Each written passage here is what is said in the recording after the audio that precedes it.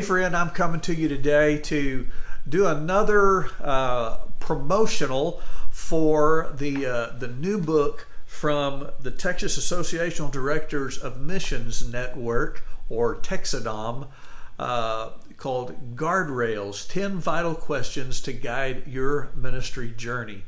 It's a book that I, along with 9 other association directors, put together for the benefit of helping people, particularly pastors and church leaders, but honestly we believe all followers of Jesus who are trying to live out their calling, just to help you to navigate the sometimes treacherous roads of life and ministry. And I thought I would do something in this video. Actually, I just had the idea today. This video will be a little bit longer than the videos I normally do, but I thought I'd share with you a chapter of the book. I'm actually going to share the chapter that I wrote, since I haven't talked to any of the other authors and got their permission to share their chapter, but I want to share this chapter with you. So here it is. My chapter is the 8th chapter out of the 10 vital questions, and the question and the title of the chapter is, are you smarter than a 5th grader? Are you smarter than a 5th grader? The value of the Sabbath. A television show by that name may have convinced quite a few of us that we were indeed not smarter than the 5th graders featured on that show. Yes, it was humbling. But though the elementary whiz kids made us feel inferior about our intellect, or at least our memories from grade school, we can take heart. At least we're smarter than God. Say what? No, we would never say that out loud or even consciously acknowledge it, but our actions often tell another story. In fact, the habits and patterns of many pastors don't just speak loudly, they scream, "I know better." Perhaps there are many examples, but this chapter focuses on just one. I'm going to ask you one simple diagnostic question that will help you begin to evaluate what your habits and patterns are saying about whether or not you think you're smarter than God. How do you Sabbath? I heard that pause. You can't do that. As a Baptist with more than 40 years of church work in my personal history, I can confess that my models, training, and education didn't give much attention to Sabbath other than the rules emphasis. Baptists know rules. In fact, we're often known by our rules. I've had friends over the years from other backgrounds who don't know anything about Baptists except that we can't dance. I've always answered that our problem with dancing is not theological, it's a rhythm problem. We don't have any. I usually don't mention the actual conversation I had about 30 years ago with a longtime Baptist pastor who told me that a dancing foot and a praying knee cannot be on the same leg. Insert eye roll there. So, back to Sabbath. Remember the Sabbath day to keep it holy. 6 days you shall labor and do all your work, but the 7th day is a Sabbath of the Lord your God. In it you shall not do any work, you or your son or your daughter, your male or your female servant, or your cattle or your sojourner who stays with you. For in 6 days the Lord made the heavens and the earth, the sea and all that is in them, and rested on the 7th day. Therefore the Lord blessed the Sabbath day and made it holy. Exodus 20:8 through 11. In it you shall not do any work. That's the rules emphasis. And that's the only part most people remember. So tell me, Pastor, how's that working out for you on the average Sunday? Yeah, we punted that idea a long time ago. If remembering or honoring the Sabbath day is about avoiding work on Sunday, most of our churches are actually set up to cause people to sin, especially the church staff. I could spend paragraphs talking about different rules, but that wouldn't help anyone with the guardrails necessary to navigate the concept of Sabbath. You see, my friend, Sabbath is not about rules. It's about rhythms. I don't mean the kind of rhythm that keeps those awkward Baptists from cutting a rug. I mean the kind of rhythm that is like breathing or a healthy heartbeat. The rhythms of Eden. The Sabbath command in Exodus 20 references God's pattern established in creation. God worked for 6 days and then rested on the seventh. Simple enough, right? Work hard for 6 days, then take a break. Rest is a reward for a job well done. But I want you to notice something in the Genesis account. There is a phrase that repeats throughout the days of creation. There was evening and there was morning. Genesis chapter 1, verses 5, 7, 13, 19, 23, and 31. The biblical concept of the flow of a day begins not with arising to work, but with retiring to rest. The rhythm of Eden is rest before work.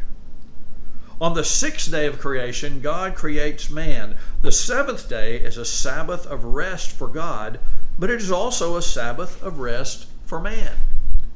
But did you notice? It was the man's first day.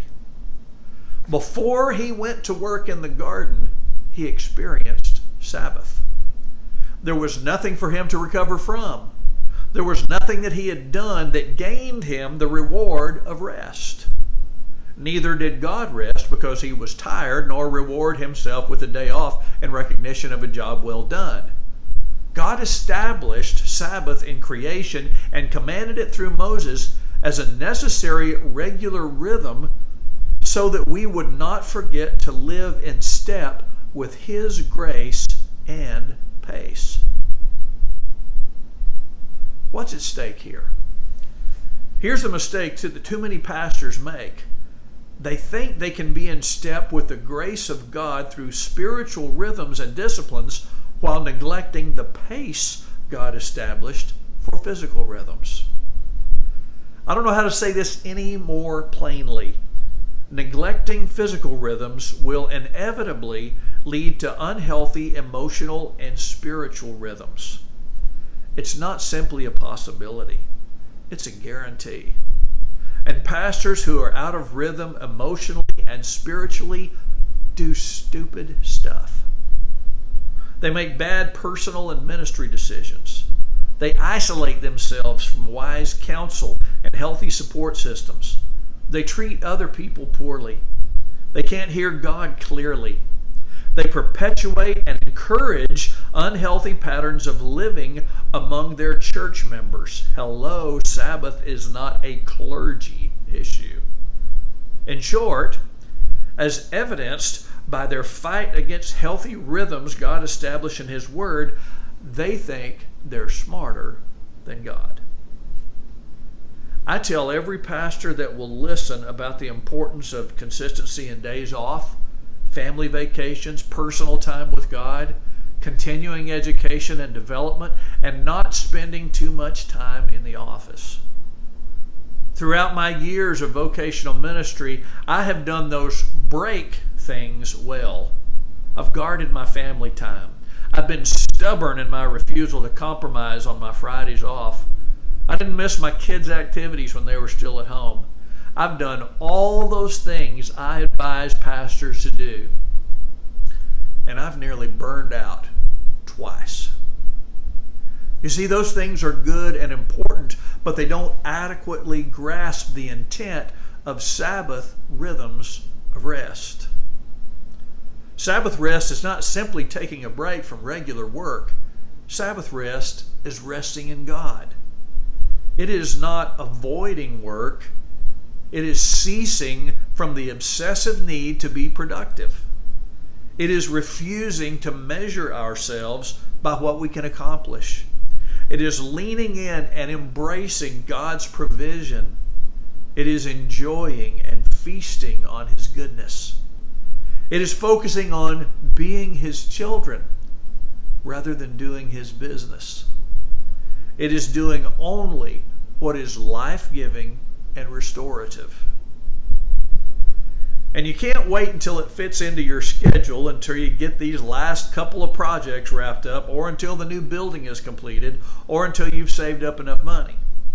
You also can't wait until your church members notice how fried you are and tell you that you need to step away. Most of them won't notice that you are operating in unhealthy rhythms. They'll only notice when you've started acting like a jerk, and then they won't be compassionate about it. By and large, our culture worships accomplishment, and pastors often wear exhaustion and busyness as a badge of honor. And our church culture has bought into the lie that this is godly. There are two questions people ask me more than any others. Are you working hard? Or are you staying busy? Good people who love you will compliment you for all you do and tell their friends about their pastor who works so hard and is always there for everyone. Let me be blunt. You are not Superman. You are not God. You are not the exception to the rule, and you are not exempt from the consequences of failing to Sabbath. No one will put your guardrails in place for you, and you don't get to blame anyone else if you drive your life into the ditch. And it's not just about you. We reproduce what we are. Unhealthy leaders do not make healthy disciples. Leaders out of rhythm do not produce disciples who are in rhythm. Leaders who do not Sabbath well will contribute to unhealthy churches who do not Sabbath well. Can you see how smart God really is? Can you see that Sabbath is really a good idea? Are you ready to rethink your approach to rest and work and return home to the rhythms of Eden? Yes, you read that last sentence right. To return to the rhythms of Eden is to return home to the rhythms we were made for.